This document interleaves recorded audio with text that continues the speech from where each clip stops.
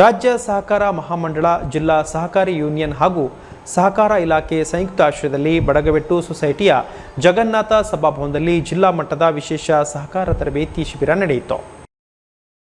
ಸಹಕಾರ ತರಬೇತಿ ಶಿಬಿರವನ್ನು ಜಿಲ್ಲೆಯ ಮಹಿಳಾ ಸಹಕಾರ ಸಂಘಗಳ ಅಧ್ಯಕ್ಷರು, ಆಡಳಿತ ಮಂಡಳಿಯ ಸದಸ್ಯರು ಹಾಗೂ ಮುಖ್ಯ ಕಾರ್ಯನಿರ್ವಹಣಾ ಅಧಿಕಾರಿಗಳಿಗೆ ನಿರಂತರ ತರಬೇತಿ ನೀಡುವ ಉದ್ದೇಶದಿಂದ ಆಯೋಜಿಸಲಾಗಿತ್ತು.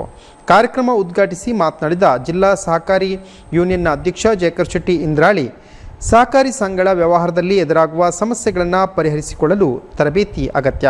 ಈ ನಿಟ್ಟಿನಲ್ಲಿ ಜಿಲ್ಲಾ ಸಹಕಾರಿ ಯೂನಿಯನ್ ವತಿಯಿಂದ ಜಿಲ್ಲೆಯಲ್ಲಿ ಎಲ್ಲ ವರ್ಗದ ಸಹಕಾರಿಗಳಿಗೆ ನಿರಂತರ ತರಬೇತಿ ನೀಡುವ ಕಾರ್ಯಕ್ರಮ ಹಮ್ಮಿಕೊಳ್ಳಲಾಗಿದೆ ಎಂದರು. ಗ್ರಾಹಕರಿಗೆ ಉತ್ತಮ ಸೇವೆ ನೀಡುವ ನಿಟ್ಟಿನಲ್ಲಿ ತರಬೇತಿ ಸಹಕಾರಿಯಾಗಿದೆ. ಸಹಕಾರ ಕ್ಷೇತ್ರದಲ್ಲಿ ನಿರಂತರ ಬದಲಾವಣೆ ನಡೀತಾ ಇದೆ. ಆರ್ಥಿಕ ವ್ಯವಹಾರದ ಜೊತೆಗೆ ಜನರಿಗೆ ಉಪಯುಕ್ತ ಸೇವೆಗಳನ್ನು ನೀಡಬಹುದು. ಇದರ ಆದಾಯದಿಂದಲೇ ಸಹಕಾರಿ ಸಂಸ್ಥೆ ಮುನ್ನಡೆಯುತ್ತದೆ ಎಂದರು. ಕಾರ್ಯಕ್ರಮದಲ್ಲಿ ಸಹಕಾರಿ ಯೂನಿಯನ್ ನಿರ್ದೇಶಕರಾದ ಗಂಗಾಧರ ಶೆಟ್ಟಿ, ಹರೀಶ್ ಕಿಣಿ ಅಲೆವೂರು, ಸುಧೀರ್ ವೈ, ಹಿರಿಯ ಉಪನ್ಯಾಸಕಿ ಬಿಂದು ನಾಯರ್, ಸಿಇಒ ಅನುಷಾ ಕೋಟ್ಯಾನ್ ಉಪಸ್ಥಿತರಿದ್ದರು.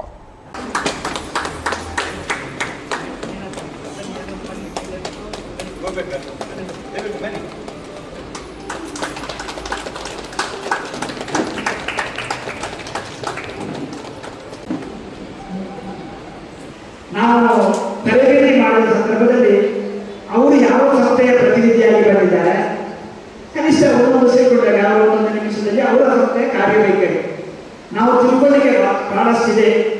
ವಿಶೇಷವಾಗಿ ಕರ್ನಾಟಕ ರಾಜ್ಯ ಸಹಕಾರ ಮಹಾಮಂಡಲ ನಿರಂತರವಾದ ಕಾರ್ಯಕ್ರಮವನ್ನು ಮಾಡ್ತಾ ಇದೆ. ಉಡುಪಿ ಜಿಲ್ಲಾ ಸಹಕಾರಿ ಯೂನಿಯನ್ನ ಈ ಒಂದು ಸಹಕಾರವನ್ನು ನೀಡುವುದರೊಂದಿಗೆ ಎಲ್ಲ ವರ್ಗದ ಸಹಕಾರಿಗಳಿಗೆ ತರಬೇತಿ ಅಗತ್ಯವಿದೆಯಾ ನಿಮ್ಮ ಕೇಳ್ತಾ ಇದ್ದೇನೆ. ಇದೆ, ಖಂಡಿತವಾಗಿಯೂ ಇದೆ. ನಾನು ಯಾವತ್ತೂ ಹೇಳುವ ಮಾತು, 1 ವರ್ಷದ ಫಲ ಬೇಕಿದ್ರೆ ಒಂದು ಹೂವಿನ ಗಿಡ ನೆಡಬೇಕಂತೆ, 10 ವರ್ಷದ ಫಲ ಬೇಕಿದ್ರೆ ಒಂದು ಹಣ್ಣಿನ ಗಿಡ ನೆಡಬೇಕಂತೆ. ನಮಗೆ ನಿರಂತರವಾದ ಫಲ ಬೇಕಿದ್ರೆ ನಾವು ಜ್ಞಾನದ ಬೀಜವನ್ನು ಪಡ್ಕೊಳ್ಬೇಕಂತೆ. ಇವತ್ತು ಜ್ಞಾನದ ಬೀಜ ನೀಡಲಿಕ್ಕೆ ಬಿಂದು ನಾಯರವರು ಒಳ್ಳೆಯ ವಾಗ್ಮಿ. ಇವತ್ತು ಸಹಕಾರಿ ಕ್ಷೇತ್ರದಲ್ಲಿ ನಮ್ಮ ಒಂದು ಜ್ಞಾನಕೋಶ ಅಂತ ಹೇಳ್ತೇವೆ. ಯಾಕಂದ್ರೆ ಯಾವುದೇ ವಿಚಾರ ಇದೆ, ನಾವು ಅವು ಭಾಷಣ ಮಾಡುವುದಿಲ್ಲ.